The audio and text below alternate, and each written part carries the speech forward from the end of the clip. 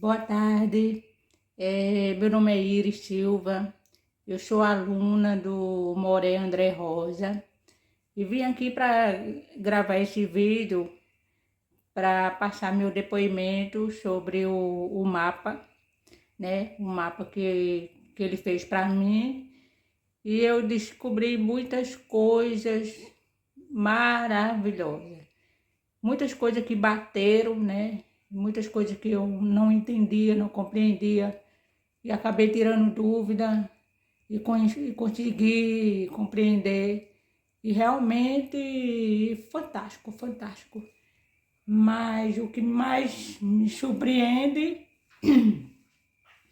é com as coisas que vem acontecendo na minha vida, né? Em relação a minha família, minha vida passada, as coisas que eu ficava vai e volta e tudo mais. E eu estou muito feliz por ser aluna dele, porque eu estou estudando coisas que é muito sério, é muito profundo você estudar, você acaba lá, é fantástico, fantástico. Então, eu espero que vocês curtem, compartilhem, e vale a pena você entrar, né? Estudar, aprender mais, e, enfim, muito profundo. Vou ver se ficou bonito. E estas são as gerações de Itzhak. O Rabi Hia nos leva a uma compreensão da relação entre o Criador e a Torá. Aprendemos como o mundo é mantido pelo estudo da Torá e por que é dever supremo do homem continuar esses estudos. Rabi Itzhak e o Rabi Yehudá explicam o significado das formas de bênção de Abraham, Itzhak e Jacob, em que tudo o que veio antes de se manifestar, aprendemos que os verdadeiros servos do Criador não são apenas os de Israel, mas qualquer pessoa em qualquer lugar que estude a Torá. Vamos repetir aqui a palavra dos nossos sábios. A birria nos leva a uma compreensão da relação entre o Criador e a Torá. Entre o Criador e a Torá. Aprendemos como o mundo é mantido pelos estudos da Torá e por que é dever supremo do homem continuar esse estudo. Rabi Itzhak e Rabi Yehudá explicam o significado das formas de bênção de Abraham, Itzhak e Jacob, em quem tudo o que veio antes se manifesta. Aprendemos que o verdadeiro servo do Criador não são apenas os de Israel, mas qualquer pessoa em qualquer lugar que estude a Torá. A relevância dessa passagem. O estudo da Torá não se refere a uma abordagem cerebral e acadêmica de milhares de palavras em pergaminho. Pelos olhos do cabalista ou dos cabalistas, a Torá é entendida, como um meio através do qual a energia do Criador se expressa em nossa dimensão física da existência. O pergaminho, aqui vamos dizer, musculoso, né, da Torá, forte da Torá, e a tinta preta de carvão e as letras primordiais são todas como componentes intricados de um instrumento de comunicação divina que serve a um próprio sítio, perdão, um propósito, né? Está separado aqui, um propósito expresso. Ajudar os alunos dispostos a dissipar todas as suas falhas de caráter, a fim de alcançar a semelhança da natureza e, assim, a proximidade com a luz do Criador. Dito isso, Abraham, Isaac e Jacob significam as forças da direita, da esquerda e da coluna central. Isto é, o desejo de compartilhar, o desejo de receber e o livre-arbítrio para escolher entre o equilíbrio ou o equilibrar entre os dois. Jacob também corresponde a Sefirá de Yesod e a porta de entrada através da qual toda a luz dos reinos supernais entra nesse nosso mundo. Essencialmente, o propósito dessa passagem é acender a luz primordial da Torá, a meditarmos sobre as palavras, a luz emitida refina nossas imperfeições. A força dos patriarcas, especialmente a força da coluna central de Jacob, aumenta a nossa capacidade de resistir e triunfar sobre nossas pulsões reativas e autoindulgentes. Finalmente, a luz acumulada através da nossa interação com o Zohar brilha universalmente, ajudando a despertar o mundo para verdades internas da Torá e tudo que a luz do Criador pode nos oferecer. E estas são as gerações de Tsarak, Bereshit 25:19. O Rabi Hia abriu a discussão com o versículo: quem pode proferir os atos poderosos de Hashem? Quem pode declarar todos os seus elogios? Terlim 106:2. Vinde, eis que quando o santo bendito seja ele quis criar o mundo, ele fez-o segundo a Torá. Todo ato que o santo bendito seja ele usou para criar o mundo foi feito de acordo com a Torá. E este é o significado de então eu estava ao lado dele como um amendo e eu era diariamente o seu deleite. Michelei 8:30. Não pronunciem como um berçário, Amon, mas sim como um artesão humano. Eu era uma ferramenta para seu ofício. Vamos abrir aqui, então, no versículo citado, onde ele cita, não é, que ele era uma ferramenta na mão do Eterno. Isso é Michelei 8, que não faz uma menção do versículo, não é? Mas é Michelei 8, Provérbios 8. Eu estava com ele, não é? Era o seu confidente. Ó, eu estava com ele, vai Erie, Etzilô.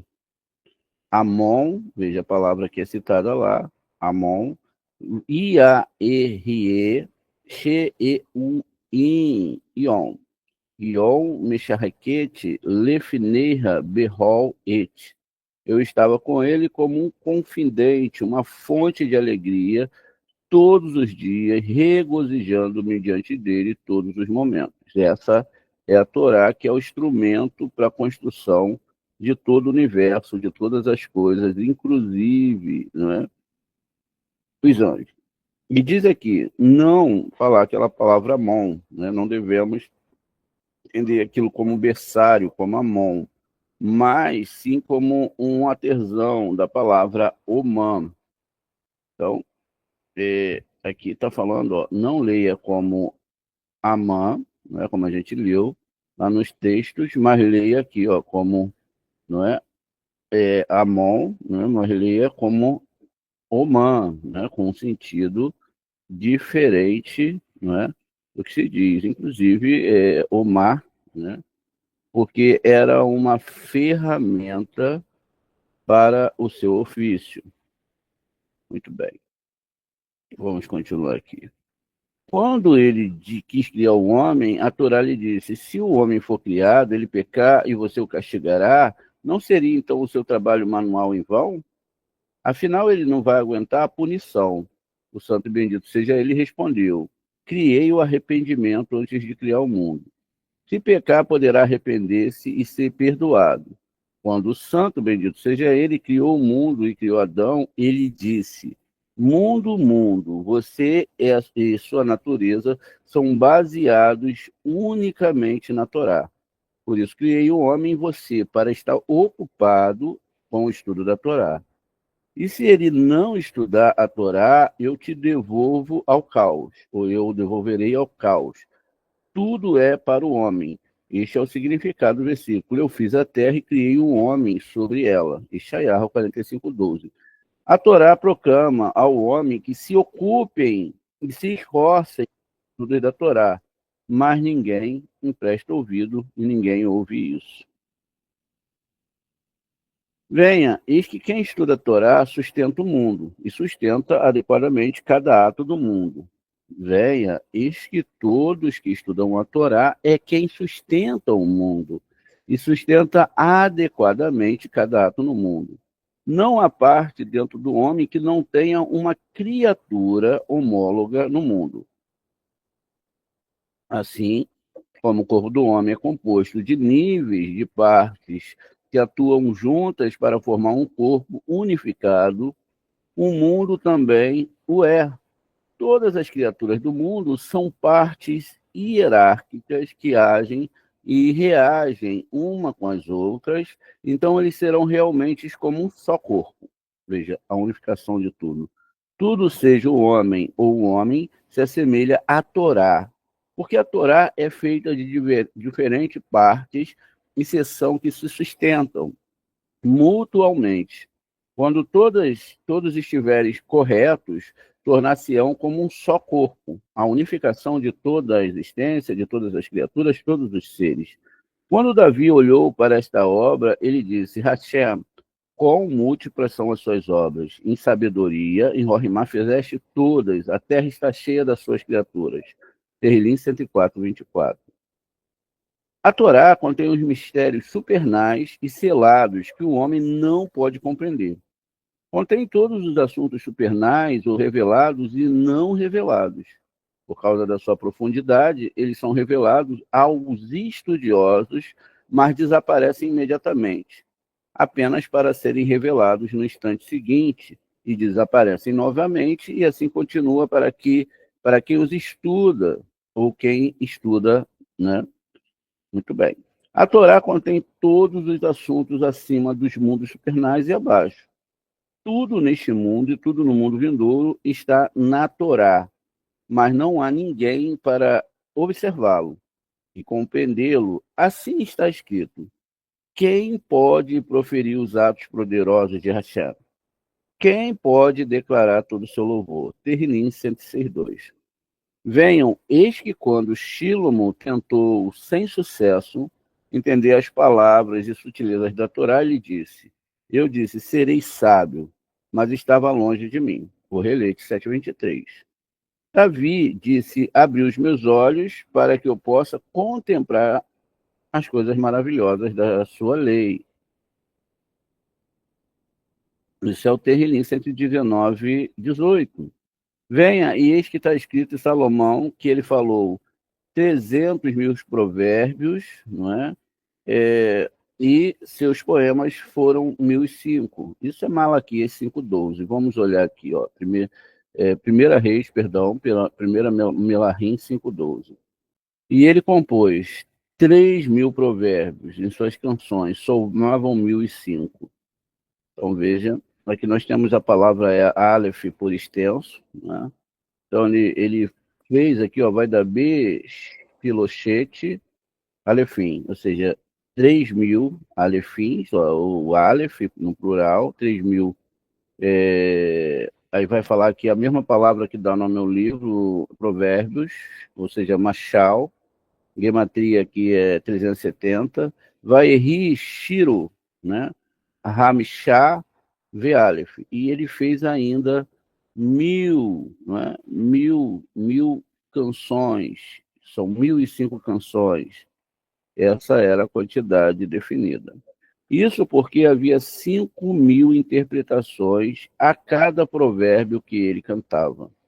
Isso é verdade para as palavras de Shilomon, que era uma carne e osso, quanto Provérbios, veja que ele era de carne e osso, quantos provérbios, cânticos, louvores e mistérios, pensamentos sábios estão contidos na palavra da Torá, como ditas pelo santo, bendito seja ele. Portanto, está escrito, quem pode proferir os atos poderosos de Hashem? Vinde, eis que está escrito, ora, estas são as gerações de Ismael, Bereshit 25, 12, e são 12 príncipes. Então está escrito, e estas são as gerações de Tsarraque, logo no versículo 19, é possível que, porque está escrito que Ismael gerou 12 príncipes, Tsarraque só teve 2 filhos, ele, Ismael, é mais justo do que Tsarraque? Está escrito, portanto, quem pode pronunciar o poderoso da palavra Gevurot, atos de Hashem. Isso se refere a Itzhak. Como Itzhak é a própria Gevurá de Zerampim, pois Itzhak gerou Yaakov, que sozinho é mais importante do que todos eles, pois ele gerou as 12 tribos e sustentou o superior e o inferior. Enquanto Itzhak apoiou o superior em santidade supernal, e Ismael apenas abaixo. Portanto, o versículo, quem pode proferir atos poderosos de Hashem, ou os atos poderosos de Hashem, refere-se a Itzhak, da onde a palavra falada aqui, a palavra Gevurah, explicado acima. As palavras declara todos os seus louvores, refere-se a Yaakov, porque Yaakov é representado a existência tanto acima como abaixo e contém todos os seus louvores. Quando o Sol, que é Zerampim, se conecta com a Lua, que é a Núquia, muitas estrelas brilham a partir delas. Elas são as 12 tribos de Á, comparadas às estrelas no sonho de Yosef. Veja, são as constelações que fazem com que as almas entrem nesse mundo, que é comparado lá com o sonho de Yosef. Estas são as gerações de Isaac, filho de Abraão. Rabi Yossi pergunta, o que mudou? Não disse filho de Abraão anteriormente? Pois embora esteja escrito Elohim abençoou seus filhos, Isaac, Bereshit 25, 11, Abraão está agora morto, ou seja, ele abençoou e elevou o nível de Isaac, que é Gevurah, após a morte de Abraão. Assim, a imagem de Abraão estava em cima de Isaac e ficou com ele, o que significa que a qualidade de Abraão, que é Hesed, de bondade, amor, permaneceu dentro de Isaac, que é Gevurah, de modo que quem via Isaac disse, este certamente é Abraão. E pronunciou que Abraão implorou a Isaac, né, que foi incluído e vestido com a qualidade de Abraão, que é Hesed. Portanto, a escritura aqui diz especificamente o filho de Abraão, bem como Abraão gerou Isaac. O Rabi Isaac levantou-se uma noite para estudar a Torá. Enquanto o Rabi Yehudá estava na cidade de Cesareia, também se levantou na mesma hora para estudar a Torá. O Rabi Yehudá disse, caminharei até o Rabi Isaac e estudarei a Torá junto com ele. Ele foi com o seu filho Riziquia, que na época era só um menino. Quando se aproximou da porta, ouviu o rabino Isaac dizer, e aconteceu depois da morte de Abraão, que Elohim abençoou seus filhos, Isaac, e Isaac habitou por Bi-Leha-Roi. Isso é Bereshit 25, 11. Ele então faz uma... Ele então faz uma pergunta difícil. E neste versículo, o começo não se encaixa com o fim. E o fim não se encaixa com o começo. Começa com a morte de Abraão e termina com a bênção de Isaac. E não há conexão entre esses dois eventos em seguida, né? Esses dois eventos. Em seguida, pousou outra pergunta difícil. Por que essa mudança? Por que o santo, bendito seja ele, abençoou Isaac e não Abraão? Ele responde, como Abraão não abençoou a Isaac, Hashem o abençoou depois que ele morreu. E esta é a conexão entre o início e o fim do verso. Ele, não é, aconteceu. Ele pergunta por que Abraão não abençoou? E ele respondeu, para que Esav, seu filho, não fosse abençoado com ele. E isto é, para que Esav não tirasse a iluminação da esquerda como é a sua vontade profana. Portanto, esta bênção passaram para o santo bendito seja ele, e o santo bendito seja ele abençoou Issahaque. No verso 6, Issahaque habitou em Bi-Lehairoi. Ele pergunta, qual é o significado de Lehairoi? E ele responde que ele estava unido com a Shekhinah. Como diz a tradução aramaica, o poço onde o anjo da aliança foi visto, que é o poço a saber, a Shekhinah, sobre o qual o anjo da aliança, Yesod, foi visto. Por isso abençoou, com isso podemos entender a conexão das três partes deste versículo. E acontece depois da morte de Abraão, que não abençoou Issahaque, que Elohim abençoou seu filho Issahaque, porque o abençoou. É uma pergunta. Porque Issahaque habitava em Beir Lehairoi, pois ele juntou-se à própria Shekhinah. Nesse meio tempo, o Rabi Yehudá bateu a porta, entrou e se juntou a ele. O Rabi Issahaque disse, agora a Shekhinah está conosco. O Rabi Yehudá disse que essa explicação sobre Bele Hairoi é boa, mas há mais a ser entendido a partir das palavras. Deve-se entender sua interpretação a partir das palavras em si. Ele começou com o versículo: uma fonte de jardins, um poço de água-vivas e riachos de Lebanon, de Rachirim 4,15. Esse versículo já estava explicado. Uma fonte de jardim é Abraham, um poço de água-vivas é Issahaque, e um riacho de Lebanon é Jacob. E ele explicou que um poço de água-vivas é Issahaque, como está escrito. E Issahaque habitou em Bir Lehairoi, literalmente um poço de ver e ver. O que é um poço? A Shekhinah, enquanto vivo. E aquele que é a vida dos mundos, ou seja, o justo Yesod, que é a vida dos mundos e ele não devem ser separados. Ele vive nos dois mundos. Ele vive no mundo superior, ou seja, Biná, e ele vive no mundo inferior, que é Malhut. O mundo inferior vive e brilha de sua força.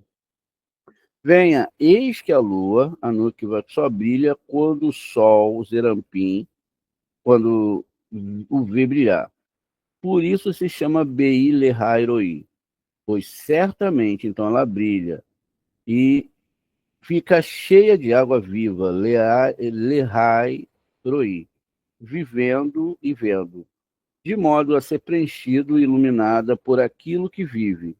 E aí eu sou de dizer Ampim, como mencionado. Vinde, eis que está escrito, e Beneiarro, filho de Ioiada, filho de um valente, literalmente vivo, não é? Segundo a Shammai 23:20, a gente tem a história desse sábio lá no nosso canal, que é muito bonita. Isso significa que ele era justo e iluminou sua geração como vivo acima. Quem era que iluminou a geração? Esse Tissadik, tá vendo? Benaiarro, filho de Ioiada, ó, tá até difícil. Benaiarro, filho de Iroiada, filho de um valente vivo, segundo a Samuel 20:30. Isso significa que ele, o Benaia, era justo e ele iluminou toda a sua geração como vivo acima. Começou de Zerampim. Ilumina o mundo, a Nukva, assim, um poço que a Nukva olha constantemente para o vivo que é Yesod, a fim de ser iluminado. E Tsarrak habitou por Birlehairoi. Está escrito que quando ele tomou Rívica, pois o poço é o segredo de Rívica, a saber, a Nukva de Zerampim. Então, veja, Rívica é a Nukva de Zerampim. E como ele se uniu a ela, representou a união da escuridão e da noite. Como está escrito. Sua mão esquerda está sobre minha cabeça. Shihatirim 2,6. Venha, e eis que Itzarrak estava em Kiriat Arba. Depois que Abraão morreu, ele pergunta, e quanto ao versículo que diz, e Itzarrak habitou em Bir-Lehairoi? A resposta é que isso não indica necessariamente sua morada, mas sim um nome da núquiva no qual ele se juntou e se uniu naquele poço para despertar o amor, como dissemos. O Rabi Tzahak começou a discussão com um versículo. O sol também nasce, o sol também se põe, e se apressa para o seu lugar, onde nasce novamente. Correlite 1:5. O sol também nasce refere-se ao sol Zerampim, que brilha na lua. O Núquiva, pois quando o sol é visto por ela brilhar, e o sol ilumina e brilha no lugar supremo que está acima dele, que é Binar, de onde recebe a iluminação e sempre nasce. O sol se põe significa que quando trata-se de se acasalar com a lua, a Núquiva ela vai em direção ao sul, ou seja, sul é Hesed, que é a coluna direita de Zerampim. Isso está no versículo 6 aqui de Correlete. Então veja, que é a coluna direita, porque Hesed está do lado direito de Zerampim. Aí repousa sua força, isso significa, sua Gevurah, a iluminação principal está à direita, que é Hassadim, porque a sua força está no direito. Como resultado, toda a força do corpo de um homem está do lado direito, do qual deriva, não é, sobre este lado. Ou seja, o Hesed, o sul, e brilha sobre esse lado, ou seja, o norte. Então, o norte agora é Gevurah, é o nome que é dado dentro dessa linguagem metafórica a essa Sefirah. E diz aqui, círculo e redondo vai o vento, ou seja, círculo e círculo vai o vento, e ele pergunta o que quer primeiro está escrito, né? O porquê primeiro está escrito, perdão. Sol e agora se chama vento. Ele responde que tudo é um segredo, porque Zerampim é o significado interior da luz do vento. Zerampim é onde temos Ruha, e Ruha é chamado de vento, que é a presença divina, no nível de Zerampim, ou do mundo de Yetzirah. E chama-se o sol, e tudo isso acontece, e volta, vai ao vento, de modo que a lua iluminará por sua luz e as duas se unirão. Venha, eis que quando Abraham veio ao mundo, ele abraçou a lua e se aproximou. Quando Isaac chegou, ele a tomou seguro e puxou amorosamente, como está escrito, sua mão esquerda está sobre minha cabeça, Shirachirim 2:6. Quando Jacob veio, ele uniu o sol, Zerampim, com a lua, o Núquiva, e o Núquiva brilhou. Assim, Jacob se tornou inteiro em todos os aspectos, e a lua brilhou e foi aperfeiçoada pelas 12 tribos. O Rabi Yehudá abriu a discussão com o versículo: eis que abençoai Hashem todos os seus servos de Hashem. Terrilim 134:1. Esse versículo foi explicado. Mas venha, eis que está escrito, eis aí bendizei Hashem. Quem são aqueles dignos de abençoar o santo bendito seja ele? Aqui é uma pergunta, quem é que são? Não é? As escrituras dizem, todos vós servos de Hashem. Embora alguém de Israel seja digno de abençoar o santo, bendito seja ele, no entanto, quem dá as bênçãos por causa dos seres superiores e superiores? Outra pergunta, quem é que dá essas bênçãos? A Escritura diz, todos os servos de Hashem, mas não todos. De quem é a bênção considerada uma bênção? Em letras garrafais, a Escritura diz, aqueles que estão de noite na casa de Hashem, aqueles que acordam à meia-noite para estudar a Torá. Vamos repetir aqui, olha, a pergunta que diz no Terrilim 134:1, que diz, vamos repetir aqui, gente. Então vamos lá. Ó, eles perguntam, eis que abençoai a Hashem todos vós, servos de Hashem. Terrilim 134:1. Esse versículo foi explicado, mas vem eis que está escrito, eis aí, e dizer Hashem. Quem são aqueles dignos de abençoar o santo bendito seja ele? Quem são? As escrituras diz, todos vós, servos de Hashem. Embora alguém de Israel seja digno de abençoar o santo bendito seja ele, no entanto, Quem dá as bênçãos por causa dos seres superiores e inferiores? Quem é? A Escritura diz: todos vós, servos de Hashem.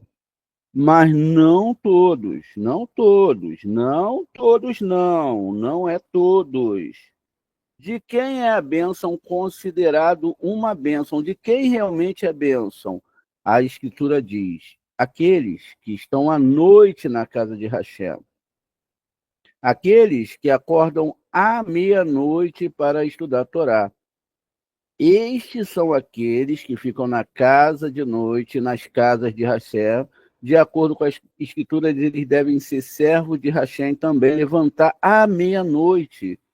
Pois então, o santo bendito seja ele, vem deleitar-se com os justos no jardim do Éden, e estamos aqui despertando pelas palavras, estão aqui despertados pelas palavras da Torá. Então, vamos discutir Itzhak, pois estamos no nível dele.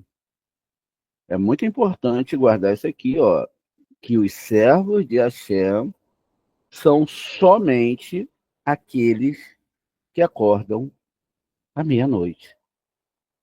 Os servos de Hashem são os únicos que podem abençoar o nome de Hashem, que pode estudar a Torá corretamente e concluir e fazer as ligações do que foi lido acima. Não precisa ser de Israel para estudar a Torá. Qualquer um nesse mundo pode acordar meia-noite para estudar a Torá. E a conclusão que você chega aqui é que quem não acorda, eu faço uma pergunta aí em voz alta para vocês, quem não acorda de madrugada está fazendo o quê? Deixa o ego vencer, porque o ego ele vence quando você deixa ele te convencer que uma coisa da Torá não é certa. Aí não acorda mais de madrugada.